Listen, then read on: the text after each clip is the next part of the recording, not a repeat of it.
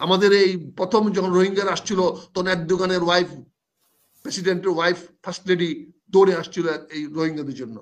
যখন নিজাম ইসলামের ফাঁসি হয়েছিল তখন তার মুক্তির জন্য এই এরদোগানের ওয়াইফ আইসা অ্যাপিল করেছিল শেখ হাসিনার কাছে, অ্যাপিল রাখে নাই।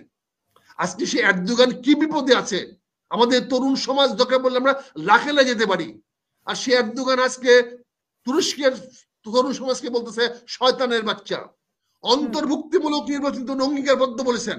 কাকে বলেছেন? আমাদের কাছে বলেন নাই, বলেছেন বিমস্টেকের সকল রাষ্ট্রপ্রধানদের সামনে।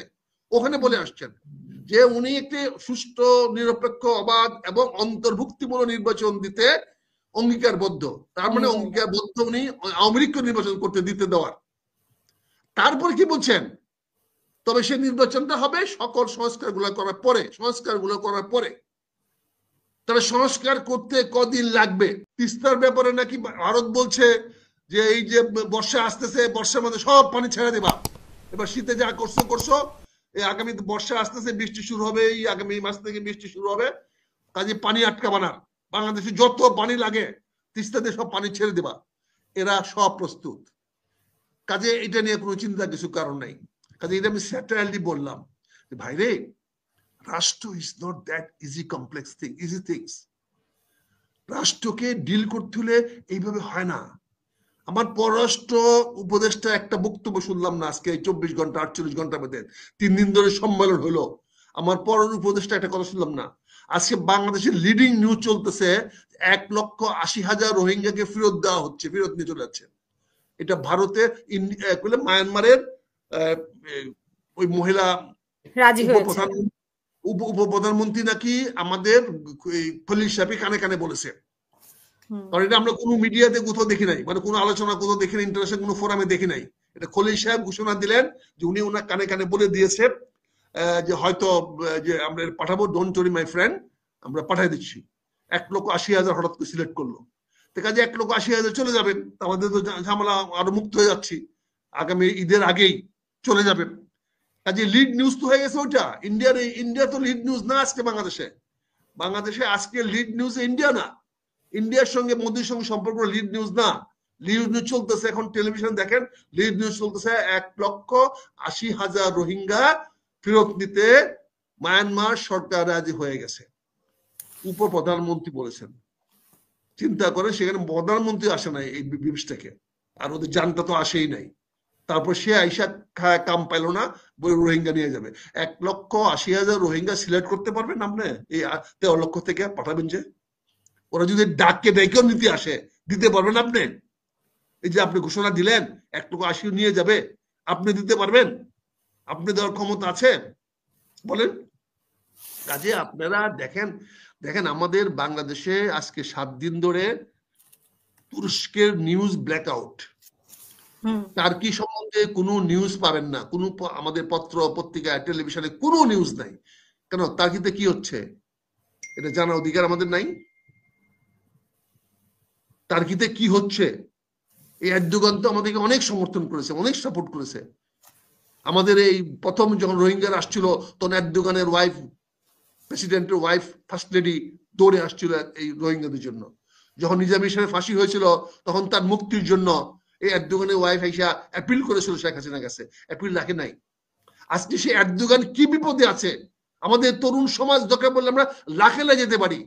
আর সে এরদোগান আজকে তুরস্কের তরুণ সমাজকে বলতেছে শয়তানের বাচ্চা। সে শয়তানের বাচ্চা বলে ঘোষণা দিয়ে তাদের উপর নিধন করতেছে। আমরা তো জানতে চাই, এইগুলা খবর তো আমাদেরকে কেউ দিচ্ছে না। কারণ এরদোগানের পাশে তো আমাদের দাঁড়ানো উচিত। আমেরিকা দাঁড়িয়েছে, সারা বিশ্বের ট্যারিফ বাড়াইছে, এরদোগানের ট্যারিফ তো বাড়ায় নাই। তুরস্ক মুসলিম রাষ্ট্র, তারপরে তো সেখানে তার ট্যারিফ বাড়ায় নাই, সেখানে তো 10% করে রাখছে। তো আমেরিকানরা এরদোগানের পাশে দাঁড়াইতে পারে। আর যে এরদোগান আমাদের এত বড় বিপ্লবে সাহায্য করলো, এত বড় একটা বিপ্লবে সরাসরি সাহায্য করলো। আমরা জামাত ইসলামের আমিরের বক্তব্য দেখেছি, উনি উনি ভিজিট করে আসছিলেন টার্কি এবং 4টা দেশে। সেখানে আমি ওনার কি বলে ওনার এক লোকের ইউটিউবে দেখেছি যে উনি সেখানে প্ল্যান করে আসছেন এবং বলে আসছেন যে আমি দেশে গিয়েই এই সরকার পতনের ব্যবস্থা করব। সেই এরদোগান সাহেবকে আজকে বাঁচানোর জন্য, তার পাশে দাঁড়ানোর জন্য বাংলাদেশের নিউজ পর্যন্ত আমরা দিচ্ছি না। এই যে দেশটা কিভাবে চলতেছে দেখেন, কাজে আজকে আমরা এখানে বদ্ধতার খাতিরে এখানে মিটিং গুলা হয়েছে, এই মিটিং এর সঙ্গে সত্যিকারের কোনো রিলেশনশিপ নাই। আমি সেটার বাদ দিয়ে বাস্তবতা বলি যে আমাদের প্রফেসর ইউনূস সাহেব বিমস্টেকের প্রেসিডেন্ট হয়েছেন, 2 বছর থাকবেন, এবং সেখানে দেখেন কত বড় দুর্ভাগ্য, উনি বাংলাদেশের মানুষকে আজ পর্যন্ত কখনো বলে না ইলেকশন হবে কি হবে না। আজ পর্যন্ত উনি একবার বলেন না ইলেকশন হবে কি না। উনি বিমস্টেকের বক্তৃতায় বলে বলেছেন, উনি তো বলেছেন যে ডিসেম্বর থেকে জুন। কোথায় বলেছেন? ডিসেম্বর থেকে জুন উনি তো বললেন। বলেছেন কার সামনে বলেছেন? আপনাদের সাংবাদিকতা করেন, কার সামনে বলেছেন? কার সামনে বলেন? জাতির উদ্দেশ্যে ভাষণ বলেছেন। ভাষণে বলেছে সবাইকে, বিদেশি সাংবাদিকদের কাছে বলেছে, বিদেশি সাংবাদিকদের কাছে বলেছেন না, জাতির উদ্দেশ্যে ভাষণে বলেছে উনি। উনি যে জাতির উদ্দেশ্যে 25শে মার্চে উনি যে ভাষণ দিয়েছেন আমাদেরকে সংস্কার গুলো করতে হবে। যদি সংস্কার গুলো সবগুলা করতে, যেগুলা করতে কম করতে চান তাহলে ডিসেম্বর মধ্যে নির্বাচন হতে পারে, আর যদি বেশি করতে চান তাহলে জুনের মধ্যে নির্বাচন হতে পারে।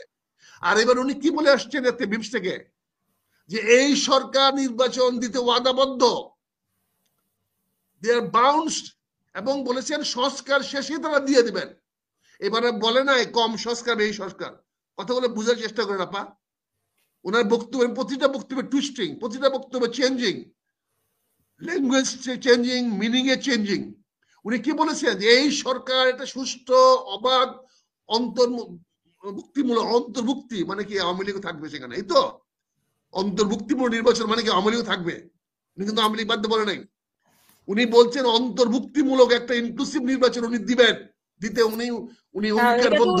উনি তো বলেছেন যে আওয়ামী লীগ মানে আওয়ামী লীগ নির্বাচন করবে কি করবে না সেটা তাদের সিদ্ধান্ত, আর আওয়ামী লীগকে ওনারা নিষিদ্ধ করছেন না। কিন্তু আজকে তো বলেন নাই, আজকে বলছেন অন্তর্ভুক্তিমূলক নির্বাচন দিতে উনি অঙ্গীকারবদ্ধ। অন্তর্ভুক্তিমূলক নির্বাচন উনি অঙ্গীকারবদ্ধ বলেছেন। কাকে বলেছেন? আমাদের কাছে বলেন নাই, বলেছেন বিমস্টেকের সকল রাষ্ট্রপ্রধানদের সামনে, ওখানে বলে আসছেন যে উনি একটি সুষ্ঠু, নিরপেক্ষ, অবাধ এবং অন্তর্ভুক্তিমূলক নির্বাচন দিতে অঙ্গীকারবদ্ধ। তার মানে অঙ্গীকারবদ্ধ উনি আওয়ামী লীগকে নির্বাচন করতে দিতে দেওয়ার। তারপর কি বলছেন? তবে সে নির্বাচনটা হবে সকল সংস্কারগুলো করার পরে, সংস্কারগুলো করার পরে। তবে সংস্কার করতে কদিন লাগবে এটা তো কেউ, সংস্কারগুলো করতে 2 বছর 5 বছর লাগতে পারে। আমি তো বারবার বলে আসছি উনি 5 বছর থাকুক, আমি রাজি আছি। 5 বছর জনগণ রাজি আছে, বাংলাদেশের মানুষ রাজি আছে, আমার এলাকার মানুষ রাজি আছে। আমরা যেহেতু প্রতিনিধিত্ব করি আমরা বলতে পারি রাজি আছে। কিন্তু আপনি সবাইকে নিয়ে থাকেন, আপনি এইভাবে না থেকে আপনি সরকার নিয়ে একটা জাতীয় সরকার গঠন করেন, একটা ইনক্লুসিভ সরকার গঠন করেন, সরকার গঠন করে উনি যে জাতীয় সরকার গঠন করবে না এটা কি আপনাকে বলেছে? মানে উনি কি এরকম কোনো ঘোষণা দিয়েছে যে জাতীয় সরকার ঘোষণা করবে না বা এর মধ্যে কোনো পরিবর্তন আসবে না? উনি সংস্কারের কথা বলেছেন। আপা আপনি যে আমাকে বিয়ে করবেন না এটা বলতে হবে? এটা বলতে হবে না, এটা তো বলতে হবে না, এটা তো বলতে হবে না আপা, করলেনই বলবেন।